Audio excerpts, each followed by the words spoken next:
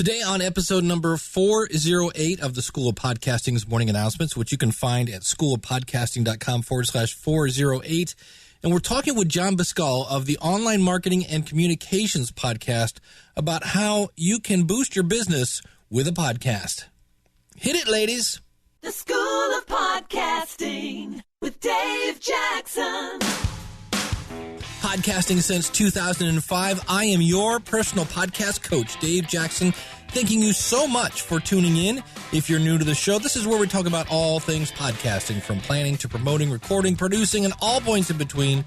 As you know, everything you need to launch a successful podcast you can find at schoolofpodcasting.com. If you're new to the show, I ask that you give me 3 episodes. Sometimes I'm an acquired taste, a little wacky at times, and what I like to do is help you flatten the learning curve of podcasting and just kind of let you know that you're never alone in your search of podcasting success.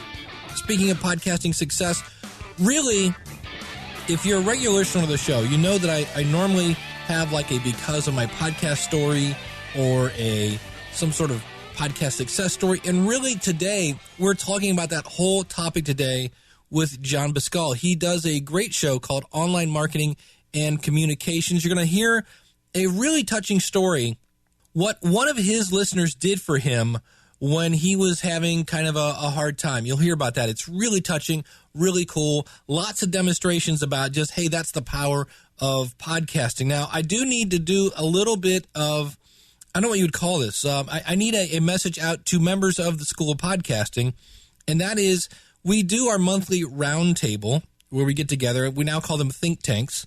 And I want to let you know, if you're not getting my emails, you need to go in when you log into the School of Podcasting, click on my account and scroll down and make sure you have that checkbox to get the updates, because I will send out a link to join that and let you schedule it. So make sure that is checked. And I also put it in our private Facebook group. So when you log in, you'll see a link to that. So if you're not getting those notifications, please do so. Also, if you go in, click on my accounts, you'll see a link for your affiliate stats. Now, this applies to everybody. Maybe you did or did not know. You can be an affiliate for the School of Podcasting, and if somebody signs up, you earn a commission. And if you're interested in that, again, I'll put links to this out in the show notes, schoolofpodcasting.com/408. But you'll see a link for, I believe it's either partners or affiliates at the bottom of the page when you go out to the School of Podcasting. So if you're a person that likes the School of Podcasting and you've been telling your friends about it, first things first, thank you very, very much. That's one of the most powerful, speaking of marketing, one of the most powerful ways of marketing is, of course, word of mouth. And why shouldn't you earn a small commission if somebody signs up? So I wanted to get that up front because I've had some people ask about that, and I can't send you an email with an update if you're not scheduled to get the update on that. So I'm like, well, I guess I'll put it out in the podcast. And as I record this, it is Mother's Day, and I want to promote one of my shows. Here's a little clip from Building a Better Dave. Live from the basement, it's Building a Better Dave. I played a junior high talent show, and we brought in our own sound system, and we basically made everyone deaf. I mean, the speakers were huge and, and I've got an audio tape of that, and there's Mom in the front row of the balcony, and guess who's hanging out with Mom? My friends. So again, it's Super Mom in the balcony. She taught me to jitterbug to Van Halen's Ice Cream Man. You know, the typical response would have been, turn that racket off. My mom walks in and goes, hey, you know what? You could jitterbug to this. Move the coffee table. So again, she was kind of fun. So in my early 20s, I was making the big money, working at a grocery store, and I moved in with Doug, which was great because you could like supper was like RC Cola and pudding. You know? And I'm not kidding. Check us out at betterdave.com. There you go. You can find that over at betterdave.com. And Doug, in that case, is my brother. So if you've ever wondered what it was like, if you want to hear about me basically growing up, I talk about my mom in that actually lets you know what that is. That is a sermon. I should let you know that. That is the very first sermon ever that I did in the church that I was going to. They asked me to do a sermon called What My Mother Meant to Me. Now, realized my mother died in 1989. I was 24 at the time. And so I kind of said, oh, you just want me to stand up and cry for an hour. But it actually turned out to be kind of funny, as you heard in that clip. So if you're interested in that, check it out, betterdave.com.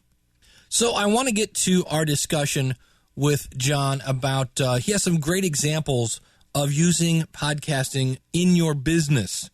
But again, it shows about the personal connection that you can make and the doors that will be opened. It's amazing to hear some of the great opportunities that have happened because of podcasting. All right. Well, joining me via Skype all the way from Sweden, you're actually the second person today I've spoken with. That's one thing that's great about podcasting. It's global from Sweden. This is a lot of fun. He does one of my favorite podcasts, Online Marketing and Communications, always just right to the point, great stuff, but also with a great personal flair, which I love. You can find his website at Jontus Media. That's JONTUS media.com. John Buscall, thanks for coming on the show, buddy. Thank you, Dave. I'm excited to be on one of my favorite shows, so thanks very much. Let's start off with your personal kind of approach. What do you refer to your studio as? The Doghouse Studio. I'm, apart from running a marketing company, I'm a Basset Hound breeder. I only have 3 Bassets, 3 generations. I had 4. I lost the apple of my eye, Agsy, in January. But I always call it the Doghouse Studio because when I'm standing here at one of those wonderful IKEA desks, because in Sweden you have to have things from IKEA, and I've got 3 Basset Hounds right under my feet, and hopefully they won't snore. I'm going to say, because it's funny, because there are times when you'll be like, okay, so-and-so is doing something, and I'll put my hand over my ears, and a lot of times I can't hear it. So I'm sure you're like, oh, that's got to be enormously loud on the tape. And I'm like, no, I don't hear it. Yeah, exactly. I think it was one of the reasons that I bought the DBX 286S, which you mentioned in the show the other week, just to gate out what I thought was some of the bone scratching. We have wooden floors in the house here, and of course, doggy nails tend to echo a bit too. So I try to, but for me, they make running my business, doing my podcast, living my life, the Bassets, the Hounds, they are such an important part of my life. Well, since we're talking about your noise gate, what microphone are you using? I am using an RE20, Electro Voice RE20. When I first started out, I used the Heil PL40, but I found that although I liked it very much, it was a little high on the sibilance for my voice. I started getting paranoid that I had a slight lisp or that I was over S-ing, and I drove everyone crazy around me by going around making S sounds continually saying, do I have a speech impediment? But I just found that going to the Electro Voice or the Rode Procaster, which is another great mic, which I also use a lot, either of those are much better on the sibilance for my voice. And I think a lot of times, as much as we all, the Heil PR40 gets mentioned a lot is this is the microphone. A lot of it is going to depend on your voice. We all have different tones and things like that. And microphones are set to pick up a certain frequency. And it may just be that this is a great microphone, but it's not a great microphone, based on your voice. So that's an interesting concept. I'm glad you shared that because I've always wondered about that.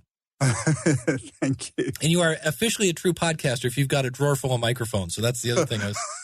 Yeah, I think I've got to the stage now, Dave, where when I get deliveries of microphones, my wife never listens to podcasts. She listens to Audible, books from audible.com. Right. That is her life. But I get to sneak the microphones into the house when she's not here.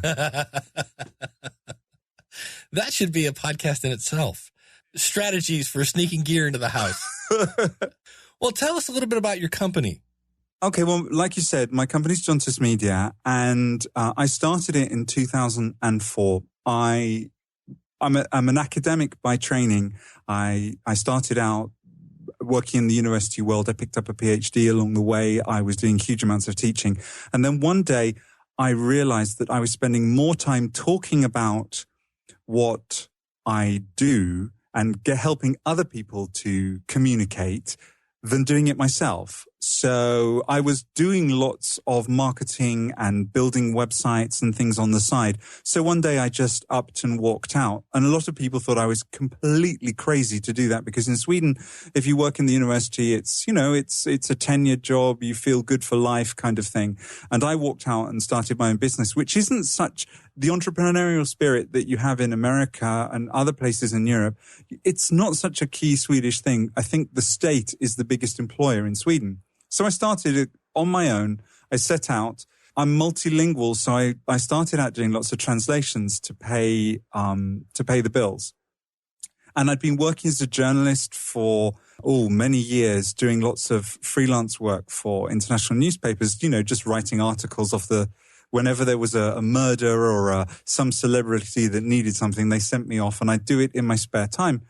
And over the course of a year to 2 years, I realized that my passion was for communications and helping people reach out with their messages. And as the industry grew and changed, by 2007, I was really, doing internet marketing, helping people write for the web, helping people set up WordPress, helping people communicate. And it's really gone from there as the industry has changed. And in the last 3 years, it's really taken off for me personally and my company. And now where are we? We're 2014. I have João, who will be listening to this, so hello, who sits in Barcelona and works with me every day. He and I are a 7 days a week team, basically. He is the creative genius behind Jontus Media. And I have 3 other people who work for me, 1 other who works full-time and 2 other that work part-time. So by hocus pocus, by bits of podcasting, by embracing creativity and strategy, I've grown my business, and with the dogs under the table, Dave, I'm living the dream. What year did you start podcasting? And I think it's about 2.5 years ago. If I look back, 2.5, maybe 3 years ago, because I was definitely podcasting in 2011, because I was making a podcast for a canine behaviorist in the UK who I'd got in touch with, and we managed to get the best British business podcast for a podcast about dogs in 2011 at the European Podcast Awards. So I've been podcasting at least since 2011. Did you see, when you started your podcast, obviously your business had been going for a little while then, when you started the podcast, was a noticeable before and after snapshot? Yeah, there was. I was listening to podcasts a lot. I'd suddenly discovered them. When I got my first iPhone, actually, and I'd done a lot of speaking. I've done a lot of speaking in my time as an academic. And so I thought, hey, I'm going to try this myself. So I went out and bought a microphone and a recorder, a Zoom, which I'd heard about. And I recorded some audio and I put it out on my website, and literally within 2 weeks, I had got 2 really high-paying consultancy jobs from 2 of Sweden's biggest universities, because I'd done a lot of academic work and helping universities market themselves internationally through the work that I've been doing through my company. That putting just this audio on my website, that standard search brought people to my website. They clicked on the audio, listened, and contacted me, and I thought, this is going to be massive. So I went out and bought everything that I could find, read and listened to everything I could find, including a certain podcast by some guy called Dave Jackson in Ohio, who he's a hack. He's a hack. and started a podcast. And very, very quickly, after word of mouth, it became the biggest form of lead generation for my company. And I can say, here in 2014, we just brought on a new client onto the company roster from the States, quite a big app development company. And the first thing they said to us was, yeah, we've been listening to the podcast for a year, and we just feel that we trust you completely. We know everything about you. So here's the password. Go out and buy everything that we need for our domain hosting for the next project, and we trust you. And that, for me, is podcasting. I always find it interesting when somebody quotes me to me. Like it just shows you, like you said, the trust is there. That's a great example. Like you said, they just said, "Oh, here's the keys to the kingdom. Go ahead and go. We trust you." And absolutely. I think for a marketing company nowadays, we can compete on an international level that it doesn't matter where you are. If you sit down and search in Google for a keyword, or if you're on social media sites like Twitter or Google Plus or LinkedIn, things pop in front of you. And it's about differentiation. It's about standing out. And podcast, it's a way that as I say, someone comes into your website, they see that button that's for audio, they click on it and they will listen to you. And some people are going to go, I love this guy. And other people are going to go, oh my God, he's an absolute idiot. But the ones that hang around form a connection to you, and you never know when they're going to come back. It can be a year, it can be 2 years down the line. But when they do, it always blows me away. Wow. How did we get this job? Oh, we listened to your podcast. It happens so many times. The personal connection, one of the things that got me, you mentioned that unfortunately you lost one of your hounds not too long ago, but tell the story of what one of your listeners did. Oh, that's an amazing story, Dave. I talked about Aggie on the podcast. She died January the 15th, and I mentioned that her cancer had come back. And Yannis Populidis, who is a really, really respected and well-known photographer here in Stockholm in Sweden, he contacted me and said, John, I listen to the podcast every week. I love what you do. Would you like to come down to the studio and have some photographs taken with Aggie, while she still can, because I'd love for you to have a memento. I'd like to offer you this.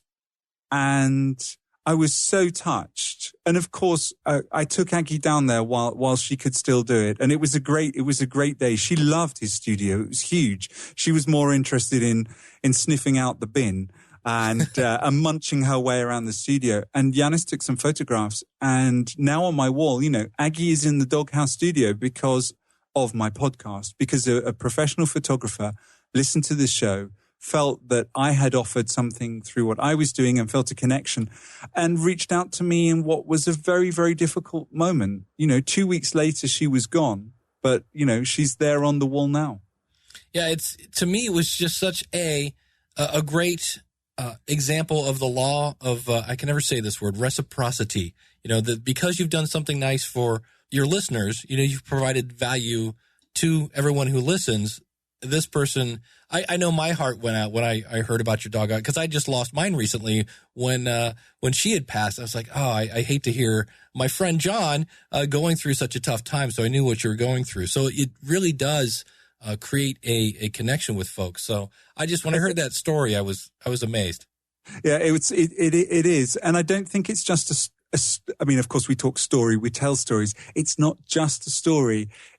For me, it's something that's fundamental about podcasting as in a marketing sense, really. If we step back from that because we make podcasts for clients as well. Like I mentioned, I did it for a canine behaviorist in the UK, the Wild Paw Dog podcast. This was someone who contacted me on Twitter. We got talking and I said to her, I really think a podcast would help your business. She helps people with problem dogs. And by starting a podcast, she was able to share her expertise with a huge community for free. Now it was of course, she was bringing in clients too. It showed who she was, but she was helping so many people and enriching their lives. And I think so many of us are in business. We're not in business just to make money. We're in business to enjoy ourselves, to have a good life, and to help people, and to feel that smile. And for her, that was such an important thing to get into. And similarly, we work with a boarding school here in Sweden, a private boarding school. And we make a weekly podcast for them. And it's just so amazing to get feedback from parents around the world who say, I love listening to the stories from the school that my daughter tells me about. I hear the voices myself. I'm able to go, oh, wow, that's the person that she talks about. And again, it's like audio brings the world together. I truly believe that. I love that phrase you said, feel the smile. I was like, that's I'm going to somehow work that into my vocab. I'm going to borrow that, if that's okay. You're very welcome. You're very welcome. Well, going back to the podcast that you help about, dogs that need some help. What about the person that says, well, if I give all my tips away on a podcast, why are they going to hire me? That's a big issue. People sort of say, am I going to be giving the farm away? And there is a reticence there, I think, from people. But I always say, you only have so many hours in the day. If you're in the service industry, like someone like a dog trainer, or if you're a dentist, or if you're an accountant, a lawyer, the tips and advice that you give away, the insight into solving people's problems, you can't do that for everyone in the world. You can't work so much. And I really think that what it enables you to do is to find the clients, to connect with the clients. And I can really see that it builds a chain of connections that for me is about positivity. I don't see it as something that you need to do to create a whole bunch of products, to upsell, to continually pitch. I see that podcasting can be, no matter the size of your business, it can be something that gives you a starting point in business, a place to grow. But I don't think you're giving away everything, because you can't have every customer in the world. Simple as that. Even McDonald's can't have every customer in the world. Well, that and if they have an episode that somewhat addresses something that maybe somebody's having with their dog, if you ask a podcast a question, it will give you the same answer. So it's not quite the same as having you there live, and that's where that then leads them back to get to you live. Yeah, I think so. And I think, for example, with Karen, with the show, she was based in a particular area of the UK, and she cannot get everywhere around the UK to help people. But what she could do by podcasting, because, in a service industry like working with dogs, some kind of behavior, if you're a therapist, something like that really you're doing it because, not just because you love what you work with, but because you really care about enriching people's lives. You would rather put something out into the pond, which is a bit of goodness to help people, so that, well, they could go and contact a local trainer. It's better to teach people to reach out for help than it is to just insist that, well, my precious, I can only have my knowledge for the local home base. Do you see what I mean? Sure. Absolutely. It's, I don't call it what you want, karma or just. I think so. Even big businesses think about this too. They are very cautious about giving everything away in a podcast. I was talking to someone in one of the biggest real estate companies in Sweden, and I said, it's not about giving tips away to buy the best house or giving tips away to get good deals, because that's what they were concerned about. I said, make it infotainment, how to style your house, how to have a beautiful house in Sweden by the lakes. Do something like that shows that you're a brand that cares, that is exciting, that is fun. Soap operas came about today not because the soap powder companies thought we've got to talk about soap. They thought, let's make great TV shows about life and associated that with their product. Absolutely. And it just so happened that in between every 7 or 8 minutes, they'd throw their product in there. So Exactly. But I don't, let's not have too many adverts in podcasting. I don't want to suggest that to people. Yeah, that's true. Well, you do have a free guide on your website. Again, it's jauntusmedia.com. It's called How to Podcast for Business. Do you have some other examples of folks you've helped that if somebody's sitting here thinking, well, maybe my business should jump into this? Do you want to talk about a non-profit organization, or do you want to talk about a for-profit organization? Let's go for-profit, because nobody wants to admit it, but we all want to make money. So let's go that route first. Okay, sure. It was a company, I can't mention them by name because of non-disclosure agreements, but it was a company that were looking to transition from traditional PR to digital. The PR industry has changed. It used to be that you could call up people, you could get people in the newspaper just by paying for that big spread. And the industry was changing, and they suddenly found themselves falling by the wayside. You know, that the companies were going to the cool kids. They were going to the people that were in their 20s and 30s who were associated with what was happening in IT and exciting online communications. And this agency were struggling because they were, well, you know, like you and I, Dave, they were a little bit grey in places. I don't have enough hair to be grey, but, you know, they were a bit grey. And so they weren't being taken seriously in the digital space because they didn't have a track record there. They weren't young, hip and cool. So what did they do? My pitch to them was, you've got stories about your business. You've got stories about the new industry. You've got stories that we can transition from the past to the new. And I said, you know, the best way to get that out is with a podcast. Don't tell people how to how to use PR. Tell them to explore what's out there on the journey with digital PR. And so they started a podcast that was about the transition from traditional to new PR. And they started this podcast. We did some consulting with them, talked about editorial calendars. We talked about defining their voice, their audience. And here's a great tip that's not in the podcast book that you mentioned there. But my tip is, and I mentioned it on my own show this week, if you go out on the net and look for people who are trying to find answers to problems, places like Amazon. You know, if you want to have a healthy pooch, you go to Amazon, you find the book, and if you like the book, you write a review. And by looking on the net for the questions that people have, you can start to understand their voice. And it was the same with this company.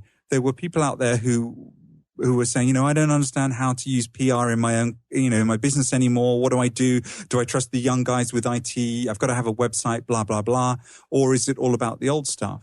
And they looked at the questions people were asking, made an editorial calendar about that, used that as the basis for their content, and it helped them transition their business. They, like all traditional PR businesses, I think, that have gone through changes, things didn't quite work out for the team. They were a small bunch of consultants, but it enabled the owner to transition into speaking.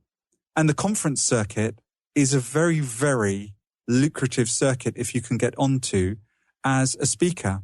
It was a key transitioning tool that enabled them to find new audiences, to actually pitch conferences and say, look, I'm a trainer. I'm used to speaking. We've got an audience like this. And so that for me has been that for me is in itself an indication of the success of podcasting, as is the story of the canine consultant who managed to get a couple of book deals out of having a podcast. So podcasts are really good.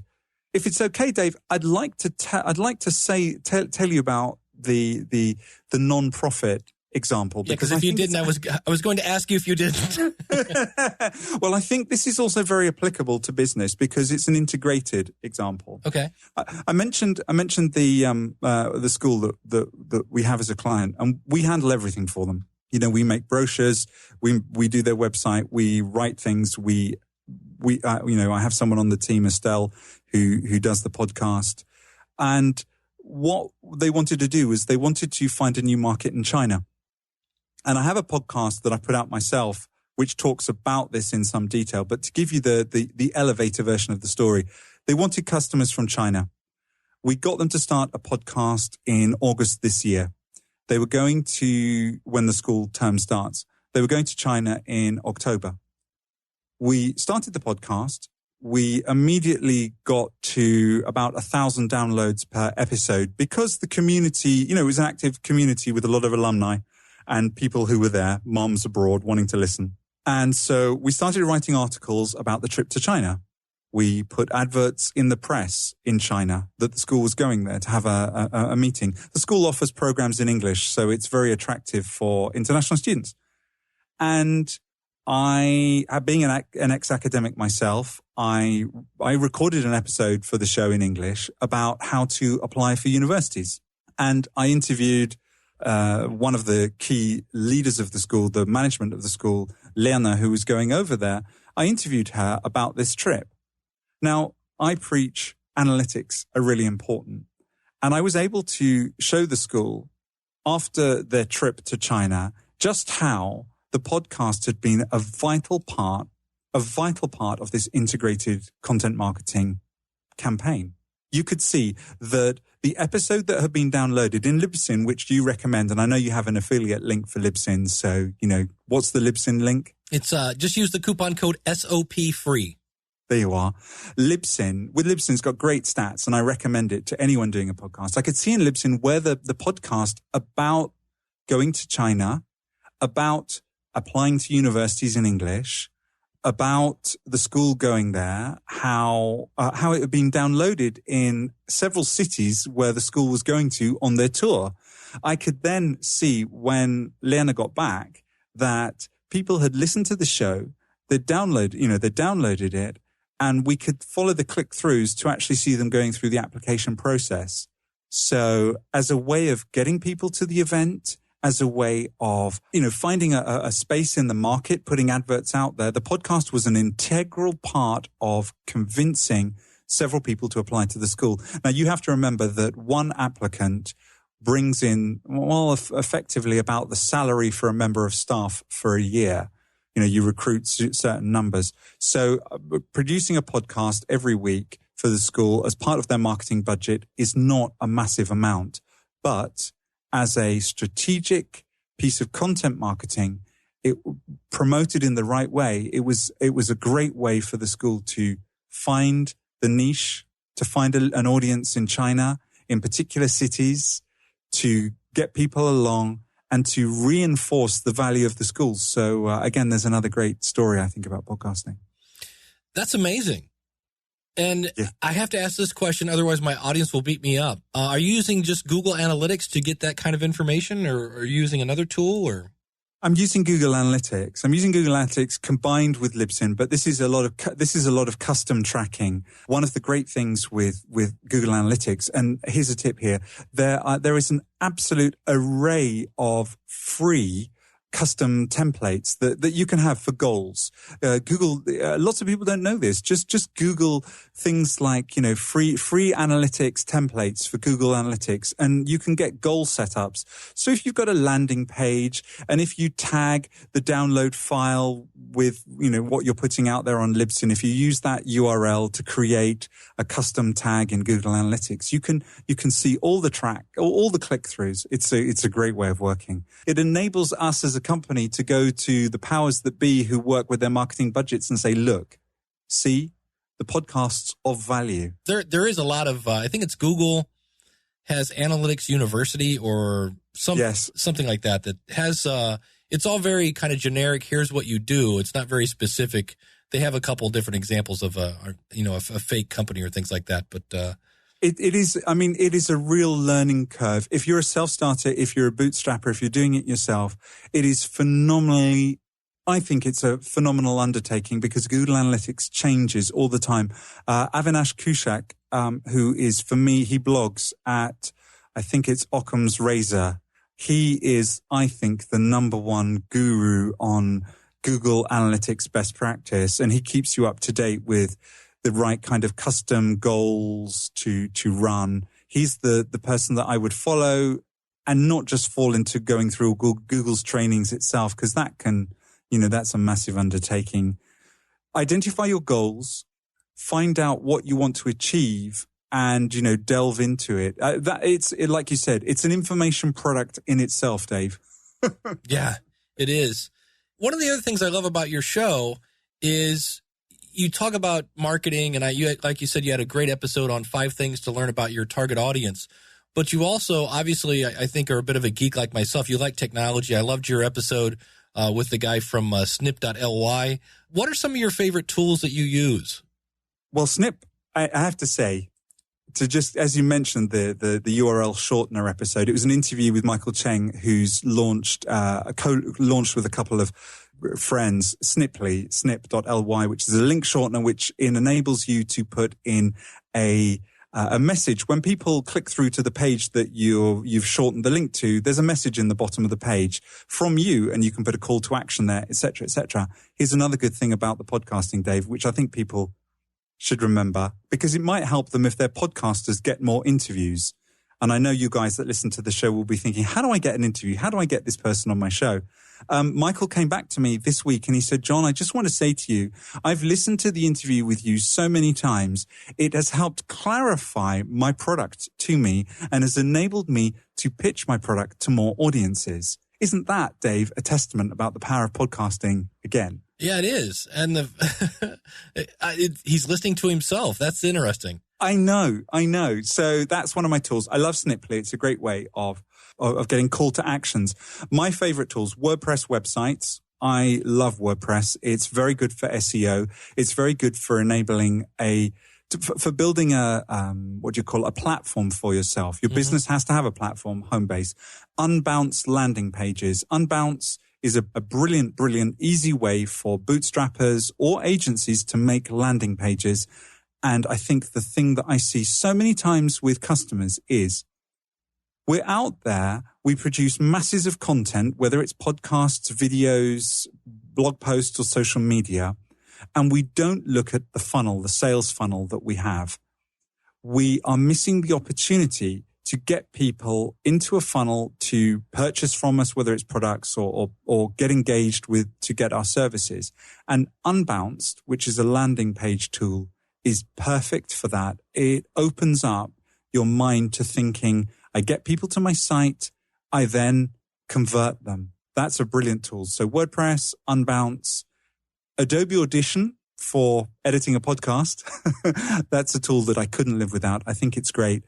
And we're beginning to do more and more videos. So Final Cut Pro, that's another big tool there. Any other, we're so eclectic. Is there a particular tool in a particular area of marketing that you'd like to know about? No, I just thought I'd pull the top off the top of your head. We could sit here for an hour and talk about Twitter and Facebook and Pinterest. And, I just wasn't sure what you used on let's say a daily basis or just the one. On a daily basis, WordPress, of course, Unbounced landing pages. Unbounce is brilliant, tied in with MailChimp. There's no point for a small business investing in these massive things like Infusionsoft or HubSpot. They want masses of money. And really, you've got to have I think you've got to have $150,000 coming in a year before you even think about investing in that kind of solution. Sure. I listen to a lot of podcasts, and I definitely listen to yours. It's number one, you have a very warm voice. Thank you. It's just it's pleasant to listen to. How much time does it take to put together an episode? It takes a couple of dog walks, so that's a good couple of 40-minute walks, and then it takes me, I would say, probably about 30 minutes to go through and just flesh out some bullet points. So we, 2 dog walks at 40 minutes each, and talking through some of the ideas into my iPhone so I can listen back. I kind of do a prep as I'm doing that. Now, Dave, I've got Winnie yawning here, which maybe you're not picking up on the mic, but this is the dog has to. So I do that. Then I do a bit of prep, and then to record. It depends, because I do interviews some weeks, and an interview show is much easier to do because then I have the questions and it's about the interaction. And so then it's really just recording it and maybe about half an hour editing. Solo shows take much longer because I have to prepare and I want people to have a takeaway. And in the act of recording, I feel a bit of an idiot sometimes standing here and standing because I stand and talking into the microphone. And when I record interviews, I record them through a mixer and go into the Zoom. I go into the Zoom to record because I pan left and right to have my voice on one channel and the other. But when I record a solo show, I use my Sapphire Pro recording straight into Adobe because then I can stop and do bits. There you are. There's the confession, the secret confession of a podcaster from Sweden. I stumble over things. I get cross with myself. I stop and start again. And so those shows can take an hour, or sometimes I knock it out of the park and it's 25 minutes. But so anywhere between an hour and 3 hours. I don't think I've ever gone over 3 hours. And then how long is your show typically? Somewhere around 20 to 25 minutes. Okay. Customer podcasts are easier to do I find. Maybe I'm more of a perfectionist for myself. We're all our worst critic. Yeah, and while we're doing Podcaster Confessions, I did an episode where I jokingly called it my NPR style, where I had interviewed numerous people and pulled them all. I did one topic, but I had 3 different guests, and I went back and pulled what I thought were their best answers and weaved them through a story. And I recorded that episode no less than 4 times. The 4th time I finally went. The 3rd one was perfect, except I was using my iPad to play the sound clips, and I forgot which ones I had played and which ones I hadn't. So I actually went back the 4th time because after listening to it, I had forgotten one clip, which was probably all of, 1 minute and 5 seconds, but I wanted to use everything. And so I went back. It's the only bad news of kind of recording things live. I could have easily gone back and just inserted that, but I was like, let's do it again. Now, on the other hand, it seemed I had a lot of people comment on that, hey, that was a really cool show. I like the fact that you kind of switched up your format a little bit. It was funny because I kept having this, one of the people I interviewed, his name is Ryan Parker, said, if you try something in your podcast and it doesn't work, or in this case, we're talking about taking a temporary hiatus from podcasting, nobody's going to punch you in the face. So I kept playing that sound clip and people kept saying that made them giggle. And so in the end, putting in a little extra time created, at least from what I've seen from my email, content that people liked. So what do you think that podcasters can do to better engage their audience?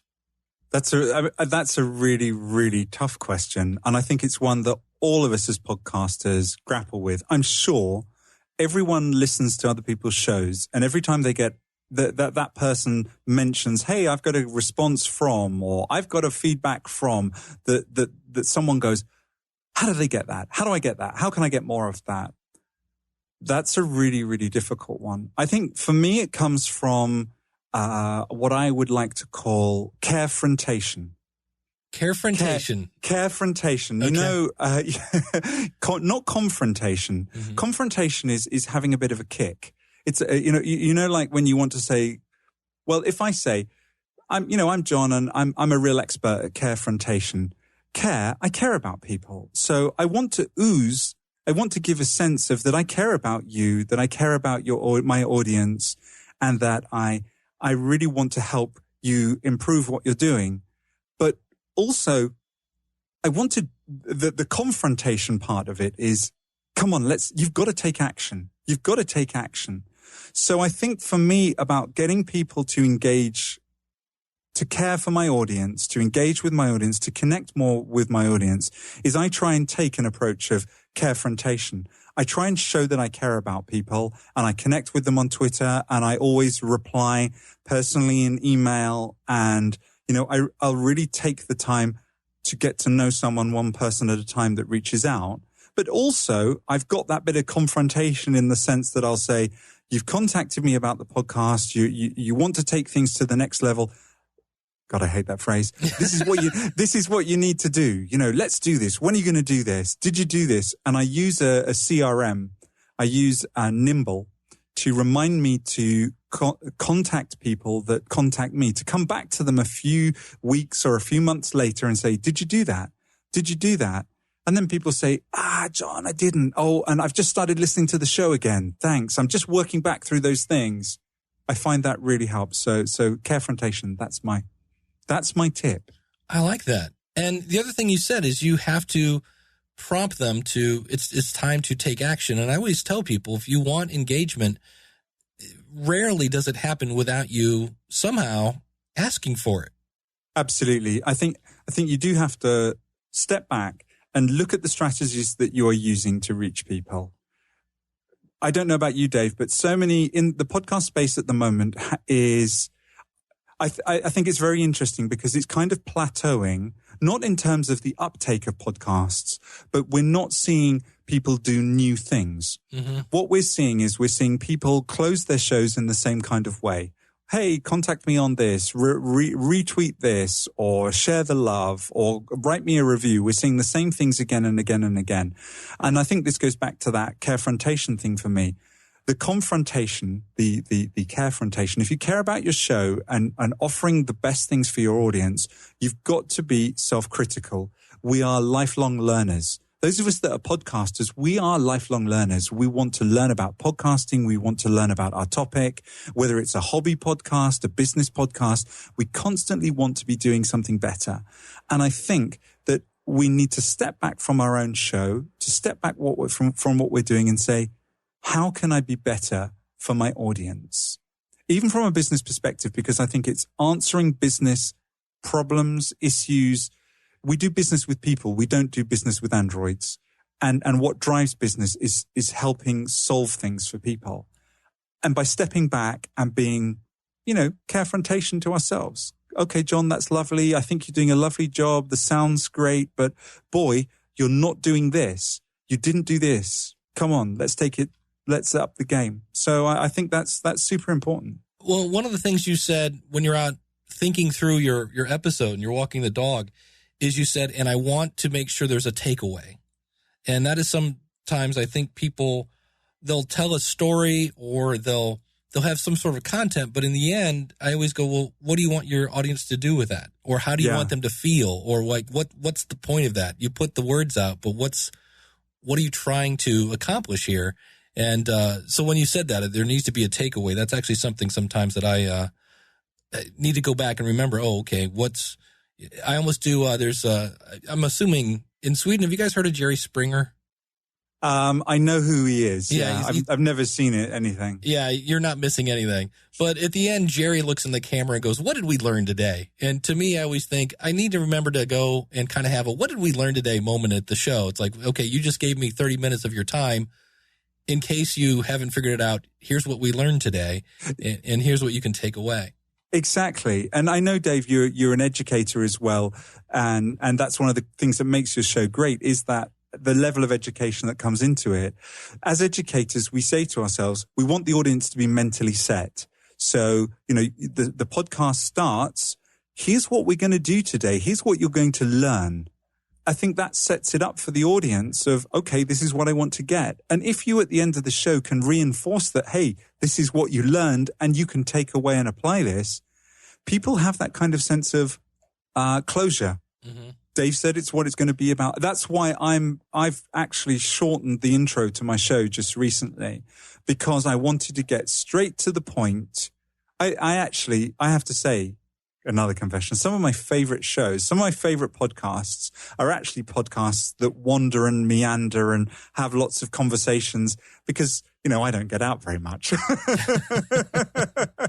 But I also know that people who are busy and want to learn and want the absolute gold nuggets of the show, that's why I made a strategic change. And I'm measuring the data now to see whether people stay longer on the show with a shorter introduction compared to how it used to be. And the way I'm doing that is by just focusing on the Stitcher platform. My podcast downloaded quite a bit on Stitcher, although I've also just got an Android app for the first time. It's available in the App Store. Sorry to plug, but by all means. But on Stitcher, you can see when people abandon your show, the time that people abandon your show, abandon listening. And I'm trying to see now whether having gone with a shorter, snappier introduction and really trying to get to the whole topic, whether that will have any impact. Maybe not. Well, you'll have to give us an update when you get enough data to peek at that and let us know. I wanted a kind of your non-US opinion on like the state of podcasting on that side of the planet. The state of podcasting of it in Europe? Yeah, in Europe. Because I know now you just mentioned Mike and Isabella are doing the podcasters, help me with the name, the UK podcasters. Yeah, UK Podcasters 2014, which it takes place August 16th, in the UK. Yeah, and so because in the US it just seems like, I know for myself, I usually, because I never stop talking about podcasting, will bring it up in a class. Like a couple weeks ago, I had about 20 people, and I just said, hey, how many people in here have listened to a podcast? I'll do kind of an impromptu poll, and I'm having less and less people that go, what's a podcast? What's that kind of like on that side of the pond? Well, here in Scandinavia, podcasting, I think, is very, very popular for people who are within the media. There is, it's very difficult to survive as a writer or as a musician in Scandinavia, because, if you're doing things in Swedish or Norwegian or Danish, you can't sell globally. And it's been a way for people to find new markets, new audiences, and to sustain their careers and transition.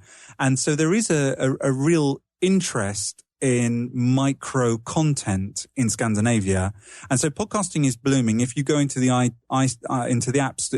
iTunes store in Swedish, you'll find lots of artists and musicians and writers and bloggers, fashion bloggers who are doing personal. There's lots of creative things.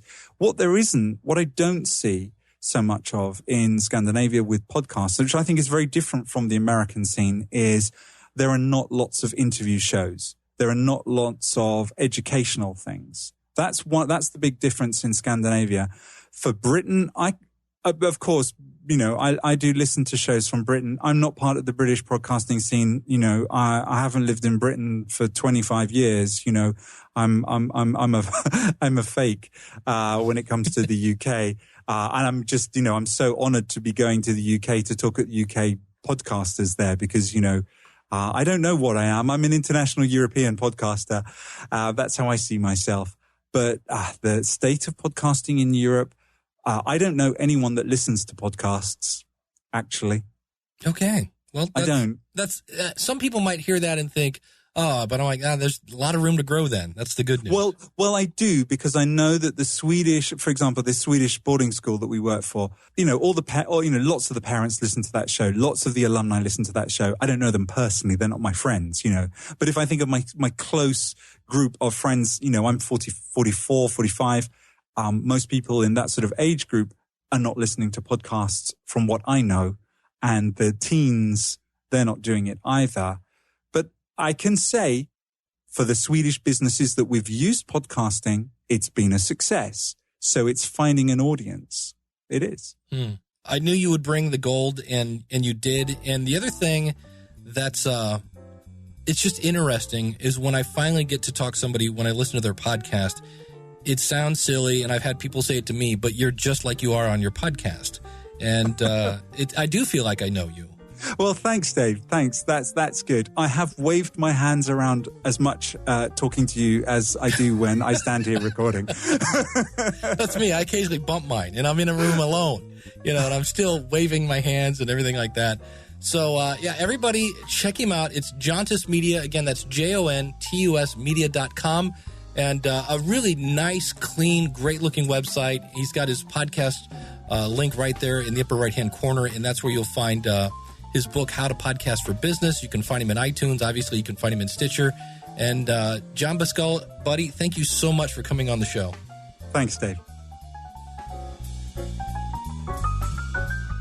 And there you have it. I hope you are taking notes. If not, just go out to schoolofpodcasting.com/408. Don't forget, you can sign up for our newsletter, and you'll actually have the show notes sent right to you. So I know you're probably in the car, maybe you're on a treadmill, maybe you're walking the dog, walking one of the hounds, and you're thinking, I need to remember this. Well, just sign up for the newsletter and have those notes sent right to you. Just go to schoolofpodcasting.com/newsletter, and that will take you right to it. But man, don't you love the phrase, feel the smile? I love that phrase. Feel the smile. Carefrontation, great stuff. I knew John was going to bring the gold, like I said there, and what a great guy. What an absolutely great guy. I love the story of the photographer. Wow, great stuff. So if you're looking to start a podcast, I know of a place. It's schoolofpodcasting.com, and we've got everything you need there. Step-by-step tutorials. It will get you into the ball game, because you can't improve anything until you start it. And I would love to help you start a podcast. Simply go out to schoolofpodcasting.com. Use the coupon code LISTENER, LISTENER, and that'll save you a little bit on your first month. We always say if you go out there, you'll notice the first month is a little more expensive than the others. It's because I say come for the education, stay for the community. Now, if you don't have a website, well, then you need to email me with the phrase Quick Start. Quick Start, right in the subject line. What this does is I will email you a link to where you can buy hosting through my affiliate link. I earn a commission. That's good for me. Now, what's good for you is you will actually send me the email that you get from the hosting company. I'll go install WordPress for you. I'll install a couple plugins for you so you can start podcasting. Obviously, you need to provide the graphics and all of the content, but I'll also give you a free month at the School of Podcasting, because you're like, well, great, now I have a website. What do I do with it? So you can actually go through those step-by-step tutorials, and you'll have, of course, little old me to help you through the entire process. So check that out over at schoolofpodcasting.com. Thanks so much for tuning in. Next week, we're going to be talking about editing. Also, in the future, I'm still working on my comparison of different media hosts. And somewhere in the future, I'm going to talk about podcast alignment. And what I mean by this is, you want to start a podcast. You have goals that you want your podcast to achieve. The question is your content in alignment with your goals? We'll be talking about that in the future as well. So thank you so much for tuning in. I want to thank everybody who's been going out to schoolofpodcasting.com/iTunes and writing reviews. We'll be acknowledging you also in a future episode. Right now, it's Mother's Day, and I got to run. And thank you to all the mothers out there. I know it is a thankless job. I know there are times when you think nobody cares. I'm here to tell you, you are the rock. You are the confidence of pretty much everybody that in the listening audience, I would think. At least my mom was. And just don't ever feel taken for granted, because when you're gone, your kids are going to go, man, I didn't realize mom did all that stuff. So thank you so much to moms, and thank you so much for you listening. We'll see you again real soon with another episode of the School of Podcasting's morning announcements. And until then, class is dismissed.